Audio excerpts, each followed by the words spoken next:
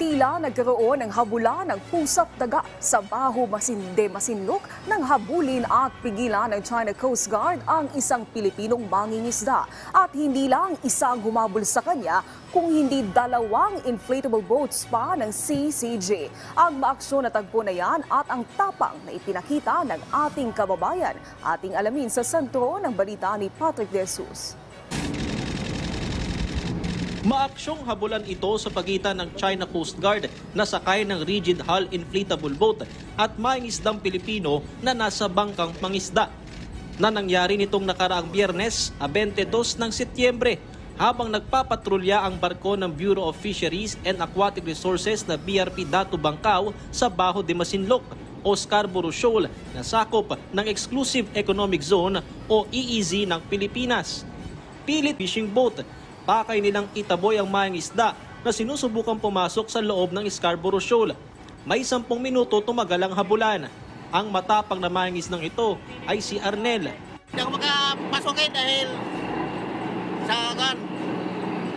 Go daw, go. Go daw, pinataboy ka? Opo, pinataboy ako. Ayaw mapasok. Dalawang nakanpunta ka, inarangan pa ko isa. Bibibimatahan ko, bali patangan ko. Manulong ako, matras lang ako. Wala pa silang hawak na armas eh. Hindi pa ako natatakot. Pero baka banggain pa kayo. Ayun, bibangga naman. Binabangga ang patangan ko eh. Binabangga? Opo. Buti hindi nasira. Ay, hindi naman. Hiniminura ko naman. Ganito rin ang nararanasan ng ibang mangingisda. Lalo't bantay sarado ng mga barko ng China ang malaking bahagi ng Scarborough Shoal. Sinusubukan nating makalapit sa entrada ng Baho de Masinloc o Scarborough Shoal, pero hinabol tayo nitong barko ng China Coast Guard na may bow number 3105. Matapos tayong mahabol ay hinarang tayo nitong pagkalaki-laking barko ng CCG. Pero bukod dyan, mayroon pang na dalawang CCG vessel ang nasa bisinidad at mayroon ding Chinese Maritime Militia vessel.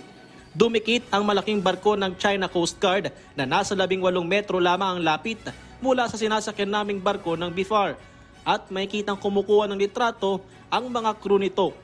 May naka-flash pang mensahe sa LED board ng CCG vessel na pinapaalis ang barko ng BIFAR.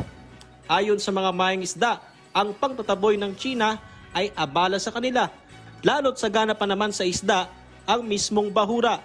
Parang nakakasamang loob din sir sa atin to, tapos tinataboy tayo ng mga Coast Guard ng China. Laking tulong po sa amin yung bahura na ito. Gawang, lalo pag may masamang panahon, pwede po kami magkuble dito. Kaso ano nangyayari? Hindi ngayon nga po, hindi kami makalapit. Malayo pa lang po kami, haharangin na kami nila. Natakot naman po kami. Yun lang po, dyan lang po kami sa mga grenadier. O kaya uwi na lang po kami na walang mabitbit. Mismo wala kayong huli? Wala rin po sir, bawal naman po kayo magkuble dito. Pag malakas yung panahon, may panahon, masamang panahon. Minsan uwi na lang na walang luhaan.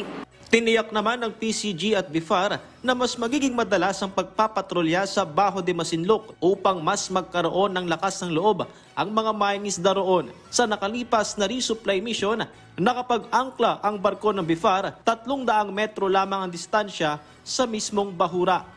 As a matter of fact, ang naging usapan na ngayon ay ang pagsasama ng Bureau of Fisheries and Aquatic Resources vessel at ng Philippine Coast Guard vessel para mapaigting pa ang pagpapatrolya dito at i-maintain natin itong small achievement natin na matatawag kung saan tayo ay nakalapit na sa Baho de Masinloc. It's not just a show of flag dito sa Baho de Masinloc, pero ito ang objective nito ay pangalagaan ang seguridad at kalagayan ng ating mga mangingisda dito. May mga hamong dala ang presensya ng mga dayuhang barko. Hinaharap ito ng mga mangingisdang Pilipino hindi lang para sa kanilang kabuhayan, kundi para igiit din ang ating karapatan sa loob ng ating teritoryo. Sakay ng BRP Datu Bangkao mula rito sa Scarborough Shoal sa West Philippine Sea, Patrick De Jesus para sa Bayan.